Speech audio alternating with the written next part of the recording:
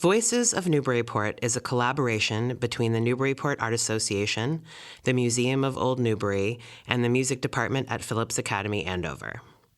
The idea for this project was hatched, like all good ideas, late at night by 4 brilliant women. Voices of Newburyport is an archive of stories, both fiction and nonfiction, written by, for, or about people from the city of Newburyport, Massachusetts.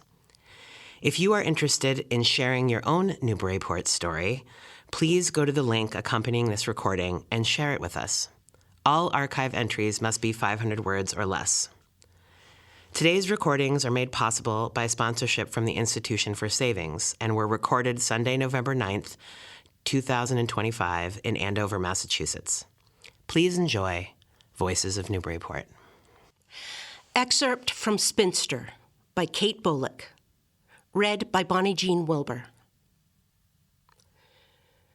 When I read that modern America's first iconic single woman and my favorite girlhood poet, Edna St. Vincent Millay, had lived in my hometown in the early 1900s, I rented a car and drove the 5 hours north from my studio apartment in Brooklyn, New York, to the house I grew up in on the coast of Massachusetts. The news had astonished me, both the exciting nearness of a woman I admire and that I hadn't known it already. We, the people of the historic seaport, so heralds a sign on the highway, of Newburyport, put great stock in our civic past.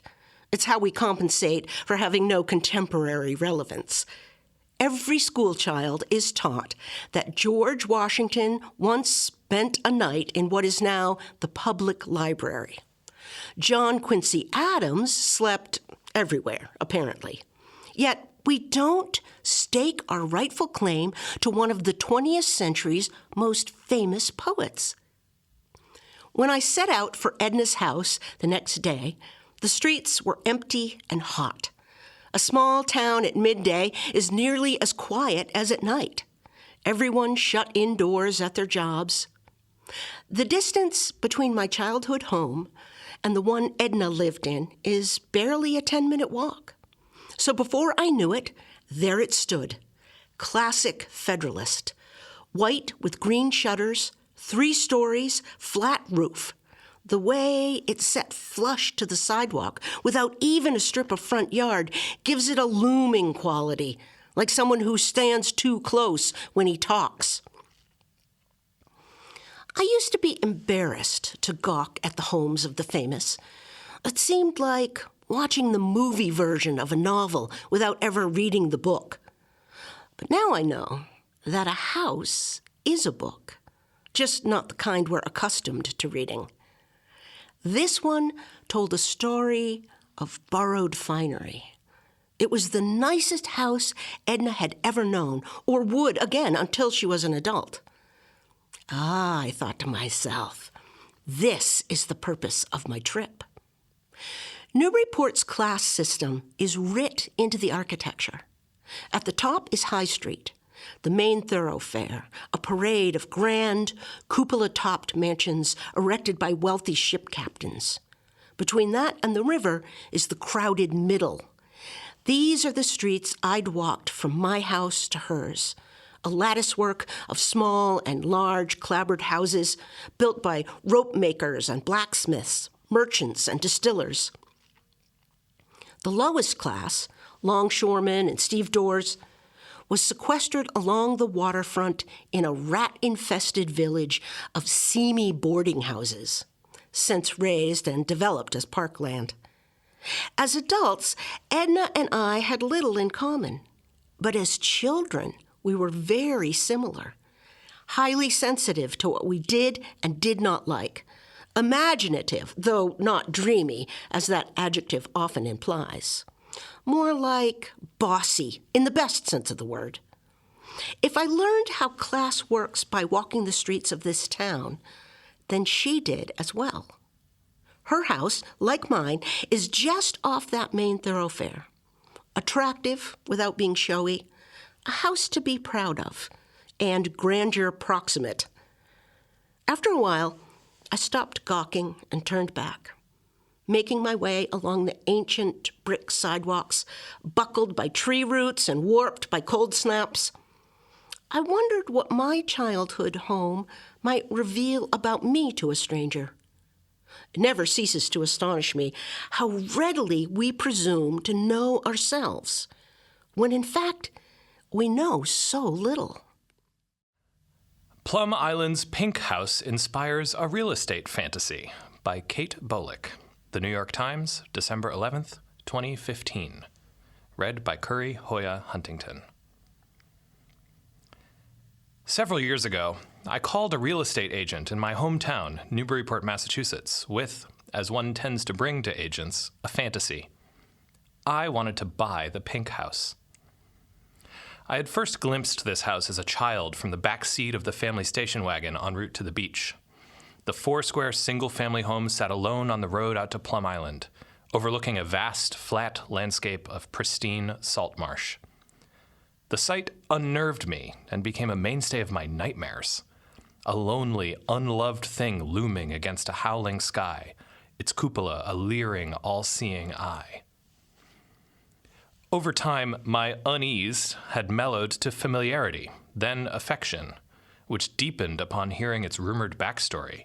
In 1925, a wife agreed to divorce her husband on the condition he build her an exact duplicate of the home they shared in town. Because she didn't specify where the house should go, he built it where it would cause her the most unhappiness. By itself, far from everything, no fresh running water, only salt. There's a term for this: spite house.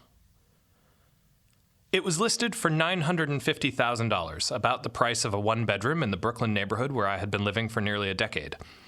I had worn out the limited charms of renting a cramped apartment, but couldn't afford anything bigger. The more claustrophobic I felt, the more I fantasized about the Pink House. Looking at images online, an arresting vision in any season, it's a popular subject for local artists and photographers. I'd daydream about how liberating it would be to live alone in high Grey Garden style and own such an extraordinary view. Ardor for such houses isn't uncommon. Picture the overgrown, derelict Granville mansion at the fictional 320 Sycamore in It's a Wonderful Life. "Oh no, George, don't," Mary Hatch pleads when George Bailey threatens to throw a rock at a window. "It's full of romance, that old place. I'd like to live in it." Lucky for her, she did. The house party of ghost hunters in Shirley Jackson's The Haunting of Hill House got their wish as well, albeit at the cost of death by paranormal activity. But the Pink House wasn't haunted like Jackson's, so much as haunting. While a dream house tells us what we want, and a haunted house tells us what we fear, a haunting house sits somewhere in between, seductive rather than spooky, suggesting an alternate reality that is more adventurous or transgressive or fulfilling than the one actually being lived.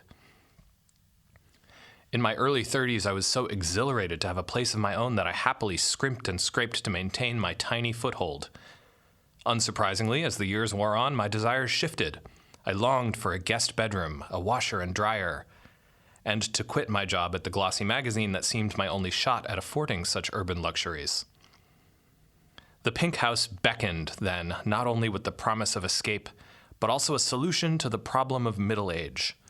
It was the perfect marriage of the shabby abandon of youth and the comforting perks of adulthood. There would be no Faro and Ball paint in my Pink House. No scavenged wood floors, no ingenious IKEA cabinetry kitchen makeovers. Falling asleep at night, I compulsively projected myself inside its weather-beaten walls, up the stairs to the cupola, 360 degrees of sky and marsh and sea. I could get Wi-Fi out there, right? Alas, I couldn't scrounge a down payment. I called the owner, Craig Stott, to see if I could rent it.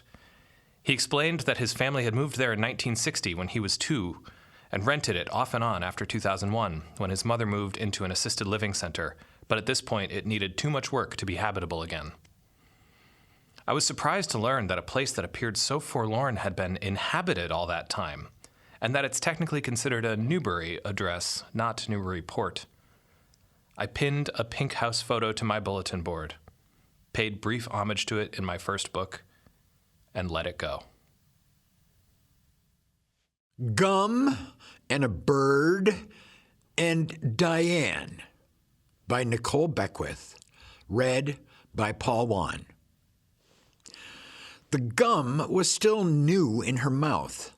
All its flavor was still there. It hadn't yet hardened into a small waxy nothing that gets spit into a napkin and then placed into the trash. It was minty and big and felt sugary even though there was no sugar in it. The gum was so new, she was still holding the wrapper when the bird flew into the window and she gasped. Like everyone, she has almost choked many times, and she was surprised how different actually choking felt. Almost choking feels like one thing, fast, an alarm the length of a sneeze, and then you keep chewing your gum or sandwich or snack. Actually choking is multiple things over a medium amount of time that feels much longer than it is. Actually choking lasts long enough for your feelings to change and change back. It lasts long enough for you to have thoughts. She stood so fast in her chair, wheeled across the carpet until it hit the Xerox machine. She looked across the expanse of cubicles and saw no one. It was after 5, and there were only a few of them there, and all of them must have been sitting. She ran along the aisle looking for someone at their desk. She tripped over herself and hoped that she would have done something, dislodged the gum, but it didn't. She could feel her face getting hot. She wondered if running was bad, if she was using her oxygen too fast. She tried to walk quickly. She saw a cardigan draped over the back of a chair. The computer was still on. She read the screen and marveled at how she thought to read the screen. She ran around the corner and saw Alan and Diane at the printer station making small talk as they waited for documents. Alan even had his coat on already. They both looked at her immediately, her gait displaying a rare, unconcealed desperation they had not been expecting. She put her hands around her throat and mimed choking, which seemed absurd to mime the thing she was already doing. "What?" said Diane. Alan just looked at her. 2 years ago, at the holiday party, Diane and her briefly ended up in the same clump of co-workers socializing near the refreshments. Brad was telling her a boring story about something called ice dams, which is when a ridge of ice forms in your gutter and prevents melting snow from draining off your roof, so it leaks into your house and instead ruins everything. When he got to the part of the story about the wallpaper in his hallway, she and Diane shared a look. There were other women in the clump, but somehow they had both looked at each other, and it was one of those nice moments that made listening to a terrible story almost worth it. A moment that makes you feel connected to the people you don't really talk to, and so, by extension, the world. But they work in different departments, so don't interact much or take lunch at the same time. Last year at the holiday party, they did not end up in any of the same clumps. She didn't know what department Alan was in. She used both hands to make a single fist and punched herself in the stomach. She couldn't tell if she was miming or attempting the Heimlich maneuver. Neither could Diane or Alan. She grabbed a chair and tried to thrust herself down on it, just so, like she had seen people do on television, but had never actually been explained to her in person or on posters. The chair had wheels. All the chairs had wheels, and so she couldn't quite get it. "You're choking?" Diane finally said, and the panic in her voice immediate, potentially calculating how much time had been wasted getting from cubicle to printer and then doing charades. She nodded emphatically. Her eyes spread so wide her face looked like it was trying to become something else. Diane looked around before making a single fist with both her hands. As Diane heaved a double fist into her stomach, the choking continued, except now her feet were leaving the ground, and she could feel Diane's chest against her back. She knew when Diane had looked around that this likely wouldn't work, but it was devastating. Alan took off his jacket for some reason, as though she were drowning and he had to jump in. She waited for him to also take his keys and phone out of his pocket, but he didn't. She thought to herself, "I am going to die because of gum and a bird and Diane." She wanted to laugh, but she couldn't because it requires breathing. She imagined Alan laying his coat over her body as they waited for the ambulance. She wondered what it smelled like and felt both relief and frustration that she would never know. Even as it was draped across her face, Diane seemed to read her mind and yelled at Alan to call 911, Jesus Christ! And then Alan took out his phone after all. Diane kept heaving her into the air, but kept missing. Missing what? She wasn't sure. She thought about how misleading it was that everyone on television and in the movies is saved from choking, yet apparently people didn't actually know how to do anything about it. One of her shoes had come off and Diane's heaving, and she felt embarrassed. Everything about this made her feel embarrassed. She let her knees bend until she slipped out of Diane's arms onto the ground. "Oh, my God," Diane said, and started slapping her back as hard as she could, which was surprisingly hard. Maybe it was the adrenaline. It hurt. It also didn't change the fact that she was choking, so she let herself curl into a ball, her back arching against Diane's slap. Slap! Slap! She heard someone say, "What's going on?" And then Diane said, "Other Diane is choking." Other Diane? Other Diane? Of all Diane's shortcomings in this moment, that was the worst. And then it was over. The Hidden House, from the Joppa Boyhood of Andrew Lunt, unpublished manuscript owned by the Museum of Old Newbury. Read by Belle Carver Struck. I have always remembered this old house as my home for a very considerable period of my early childhood. Before we moved here, I was only a mere fixture about the house, always within doors or within sight from a door, never away from my mother. When she went abroad, and I remember she used to go occasionally, at such times you would find me by her side. And now, looking back through all the varying periods of my life, perhaps I might regard the point where I now stood. I may regard the years of a child's life between the 4th and 8th year as the period when his confidence in and his reliance upon his mother reach their very acme, and are sufficient in his judgment to protect him against all mortal ills. Nor would I have believed at that time that there was any power on earth or in heaven even that could harm me if I was beside my mother. One little fact, bearing in this direction, occurs to me, which took place at this time while living in the Hidden House. It was in the summer of either 1804 or 1805. I'm not certain which, but should be inclined to think the latter. My father was engaged with Captain Pulsiver, running a packet from Newburyport to Boston, making perhaps a couple of trips a month. Occasionally, when the weather was pleasant, Father would take us up with him to spend an hour or two on board. Or perhaps we might take ourselves up without his assistance, for I was 7 or 8 years old, and younger brother John a year and a half less. I had a great love for vessels, wharves, and water. In the distance to Johnson's Wharf, where this vessel always lay, was but about a half a mile from home. On one of these excursions, the affair I alluded to took place. We were swinging upon a rope which came down from the masthead, so far aloft as to give us a swing of some 20 or 30 feet. I remember that our starting point was from the windlass, upon leaving which, with the aid of a push, we would go coursing aloft, perhaps 30 or more feet, not exactly fore and aft, but in an oblique direction, so that when furthest from the windlass, we should have passed the vessel's side and be suspended over part of the wharf. The sport was fine, but then, owing to some little omission, some little thing left undone, which should have been done, more than half of the calamities of human life owe their origin to some obvious blunder, easy enough to be seen afterward.